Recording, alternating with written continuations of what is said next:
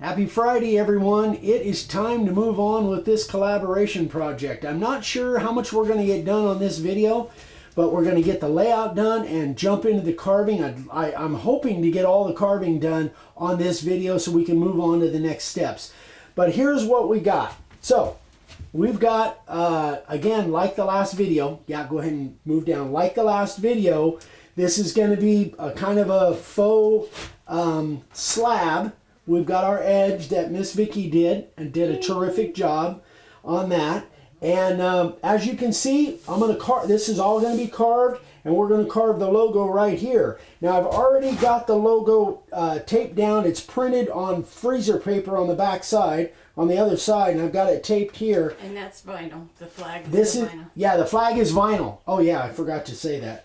The flag is vinyl. So I am now going to transfer this freezer paper logo over, and I don't know whether you guys can see that through there. I was kind of hoping that you wouldn't, but maybe you can.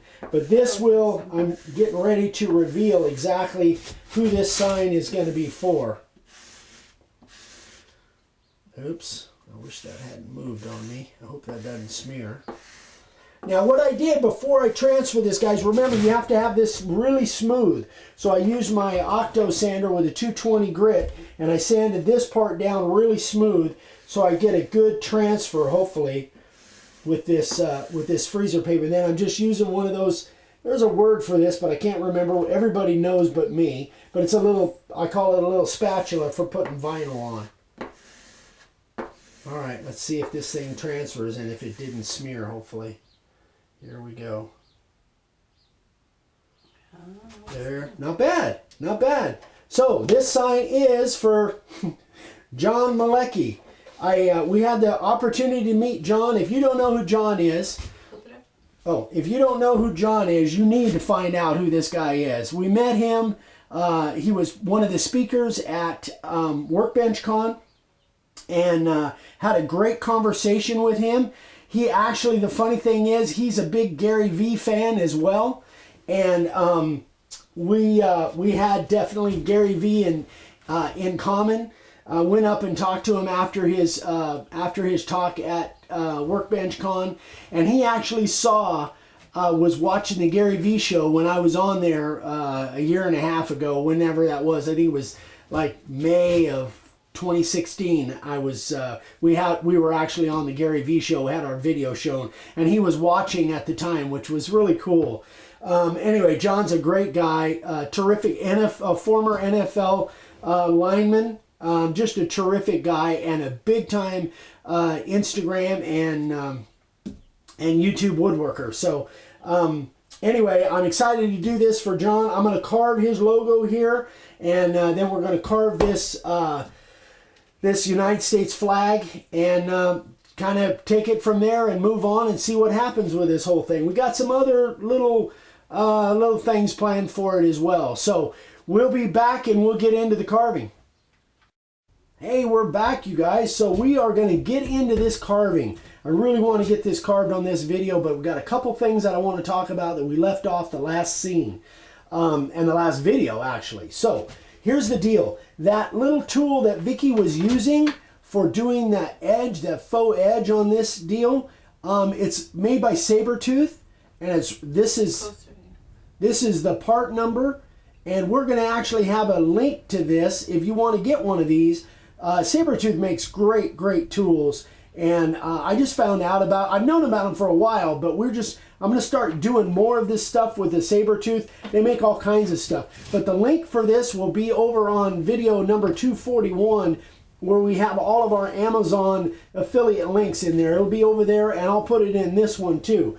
The other thing is we've been kind of remiss on adding the Amazon deal. So you guys saw I was using this a couple of videos back. This link is also on number 241. This thing works really well. And then also the Roto Zip, which I don't know. Oh, there it is right there. This little sander tool. We were actually using this. What? You have glare. Is that better? Yeah. Yeah. This thing is really cool. We're using this more and more. This really neat little foam sanding tip thing. Anyway, it works really good. So we'll also have an Amazon link to this on number 241. I just wanted to kind of clear that up. The other thing was, let me see. Yeah, I guess that's all as far as that goes. So what we're going to do is we're going to clear this off, come back, and we're going to get into this routing. All right, let's get to making some sawdust.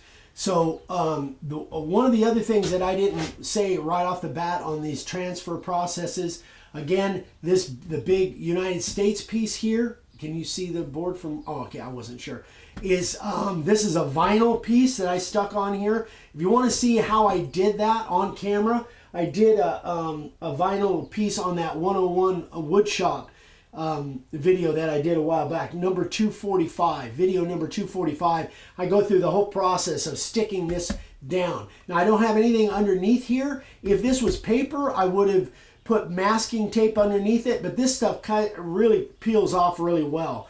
So that's the way I did that, number 245. Now this one was the freezer paper transfer. If you want to see exactly the details on how to do that, go check out Coffee and Questions 12-15-17. That's a Coffee and Questions, and it's probably also in the transfer process playlist as well. But this was done with freezer paper that runs through an inkjet printer, and obviously it gives me a really good transfer. So now the other thing was actually my son called me and wanted to know about carving around knots. Now when I filled these with resin, I don't think there would be any issue carving right through those knots, because it really should act as regular wood, maybe just a little bit harder, because there's nothing loose. It's all filled with resin now. It just so happens that we did the layout here to where all the knots, really, I'm not going to be carving through any knots, but I could, because I like this layout because I want all those knots to come up nice and bright when I pour resin over this whole thing. So, all right. I just wanted to get that out of the way. We are carving, I want to always do my my intricate, hardest stuff first, so I'm going to carve this logo first. And I'm using the SC50, and I've ground it once or twice, so I'm at about 1/8 of an inch depth on the AC. We were watching AC/DC. We were watching AC/DC videos this morning, which is not really my cup of tea, but it's Vicky's cup of tea. Anyway, this SC50 AC/DC. Anyway, SC50 bit, and I'm at about 1/8 of an inch. These little letters are going to be a little tricky. They're only about 1/4 of an inch tall, and we got some really fine detail. So everything that is black is going to be carved away, and all the stuff that's wood color theoretically is going to be outset. As always, when I'm doing something like this, I want to have a printout of exactly what the layout looks like in front of me, in case I have any questions. Okay, so let's get after this. Let me see. Uh-oh, I need to turn my router base around. I got it backwards. Hold on. Got to have it this way so the cord is toward me, so you guys have better vision coming from your way. Why is that not? Hold on, guys. There we go. All right. Again, no editing. I think my depth is about right. I may have to adjust it. We'll find out as I go along. All right. Can you see okay from that side? Yes. Yes. Okay. Wish me luck, guys.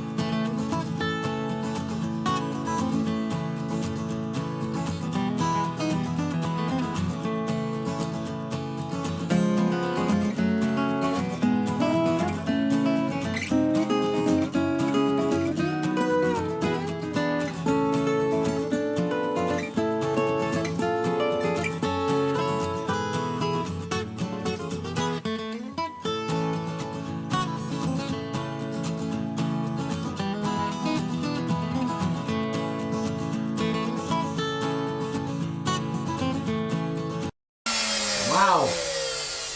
Yeah, that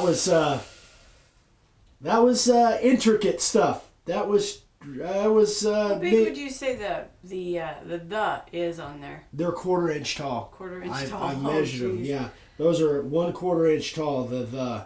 That's some pretty tiny stuff. Don't try this at home unless you've had some practice. But anyway, now I'm going to switch router bits and I'm going to move over to my profile bit because I've got all my intricate stuff done. Now I can go back and do the rest of this with a profile bit. So we'll be right back. Yeah, I know it looks goofy.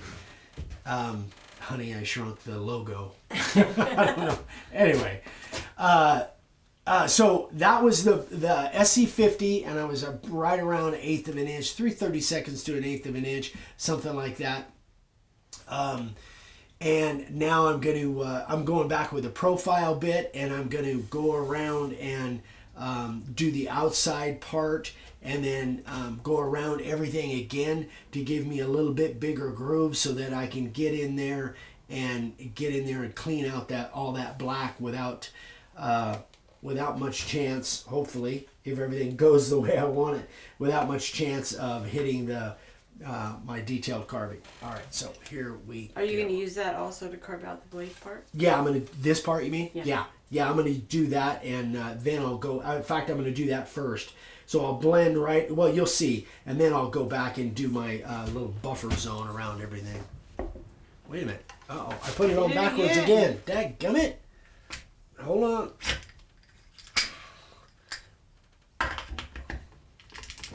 Why can't I never do this when I'm sitting down? There we go. Got it. All right. And I'm way too deep. There. That looks about right. Let's find out here. Hi, folks.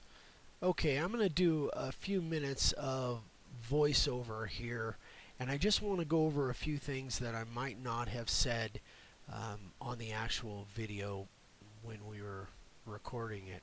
So I wanted to add some points on here. What I'm doing at this point is I'm going back and I'm cutting deeper, and I'm using the profile bit, and I'm somewhere around 1/4 of an inch deep. Maybe not quite that deep, but pretty close. So my goal here at this point is to just give me my outside, that sawtooth part, and then everything from that outside line to where all the detail is, just try and cut as much extra room around all of that stuff when I go in with my bigger bit to clean everything out. So some of the points that I definitely wanted to make was, again, this is a really long video and I understand that, but we kind of thought that you guys would like to see the entire process, even though we've sped part of it up to try and shorten it up a little bit. And anyway, we thought that you would like to see, rather than just pieces here and there, like to see the whole process done. Remember, when you're carving a long time like this, like on a logo like this, take your time. Don't rush into it. Maybe walk away from time to time if you're not used to carving this long all in one shot. The other thing is, be sure and refer back to your logo, because sometimes like in that spot right there that I just carved, there was a white spot, and I had to look at the logo to make sure that that wasn't a dot or something, but it was just in the transfer process that caused that to be a little bit different there, and it was a lighter spot, and I needed to make sure that that wasn't part of the actual logo. So again, you definitely want to be able to step away and come back with fresh eyes, and I've talked about that before. You don't want to make a mistake on something this detailed, so take your time on it. Don't rush into it. And if you need to, again, take it in steps, then I absolutely suggest that, especially when you're carving it for the first time, something this detailed. So thanks again, guys. I hope this was helpful, and now we'll move on with the rest of the stuff. Okay, so we need to take all of this black stuff out of there that normally speaking in a bigger area I would be using the 90-degree bit to do this, but being as there's so many different tight spots, I'm going to use my regular 60-degree bit, which is what I normally use for inset letters, but I like it for getting into really tight spaces for doing the background. So I knocked something over there. All right, so let's get after it and see if I've got the depth setting correctly.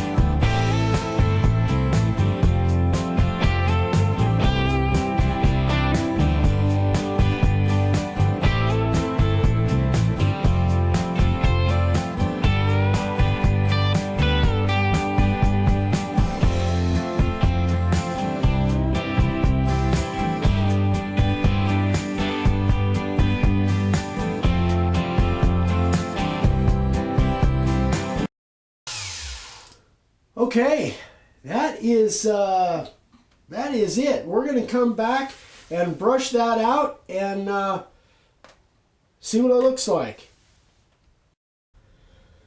So we got all the carving done on that logo, which was definitely going to be, I think, more difficult than the flag. So what I'm doing now is just trying to get all those little tiny pieces of wood out of there, all the little chunks of sawdust and stuff. And we are done with the most difficult part. Yeah, I gotta say that one was pretty detailed there. Nerve-wracking. Yeah, it made me a little nerve-wracking. You could see I moved my hands a little bit because my hands were starting to cramp up. But I'm happy with the way it came out so far.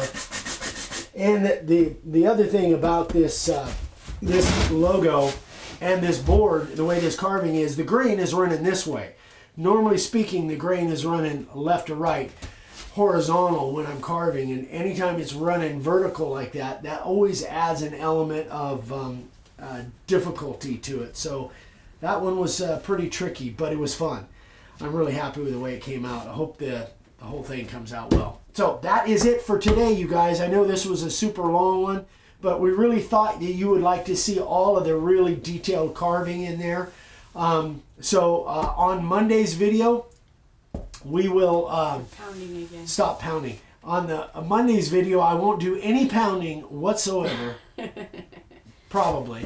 But we'll get on that flag and start carving that, and then we'll move on. We've got, I think, at least 3 more videos. I'm not sure on it yet. Depends on how long it takes me to get that flag done. And then we've got another step after that. Anyway, we've got more to do, but I was really happy. I hope you guys enjoyed this. Please, if you haven't subscribed, we would love for you to subscribe. I'm on Instagram. I'm doing more on Instagram. Make a wood sign on Instagram. Give us a thumbs up and share this as much as you can. If you've got friends that like detailed carving, maybe they would enjoy this. If you'd share it, that would really help us out. Thanks again, guys. Hope everybody has a great weekend, and get out there and make some sawdust. See you on Monday. Bye-bye.